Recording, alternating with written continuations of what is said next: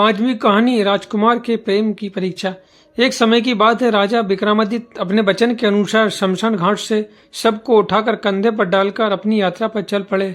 जैसे ही वे पेड़ के नीचे पहुंचे, सब में बेताल फिर से बोलने लगा और एक कहानी सुनाने का आग्रह किया। बेताल ने कहानी शुरू की। किसी राज्य में एक राजा था जिसका नाम चंद्रसेन था।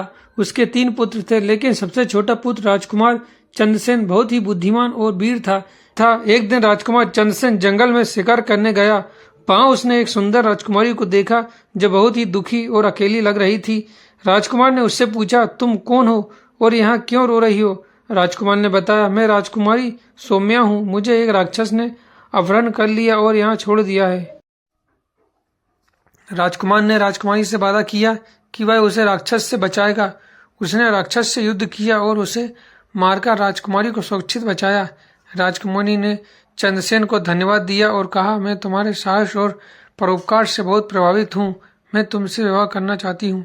चंद्रसेन ने भी उससे प्रेम का इजहार किया और दोनों ने एक दूसरे विवाह का संकल्प लिया। लेकिन तभी चंद्रसेन को याद आया कि उसके पिता ने कहा था कि वह बिना उसकी अनुमति के विवाह नहीं कर सकता। इसलिए उसने राजकुमारी से कहा, मैं अपने पिता से अनुमति लेने जाता हूँ, फिर हम विवाह। राजकुमार अपने पिता के पास गया, लेकिन इस बीच एक अन्य राजकुमार ने राजकुमारी से विवाह का प्रस्ताव रखा।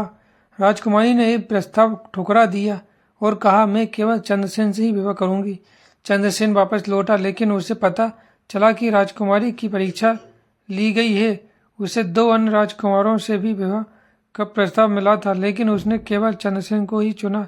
ये सुनकर चंद्रसेन को संदेह हुआ कि क्या राजकुमारी चंद्रमुख उसी से प्रेम करती है या उससे किसी अन्य कारण से उसका प्रस्ताव ठुकराया। अब बेताल ने विक्रम से पूछा, हे राजा विक्रमादित्य, बताओ कि क्या चंद्रसेन को राजकुमारी पर संदेह करना उचित था? विक्रम ने जवाब दिया, नहीं, चंद्रसेन का संदेह अनुचित था।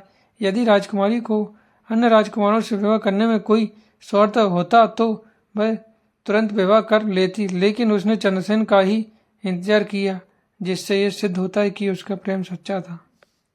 विक्रम का सही उत्तर सुनकर बेताल फिर से हंसते हुए उड़ गया और वापस पेड़ पर जाकर लटक गया। विक्रम को एक बार फिर सब लेने के लिए लौटना पड़ा। सीख, सच्चे प्रेम में संदेह की कोई जगह नहीं होती। प्रेम का आधार विश्वास होना चाहिए।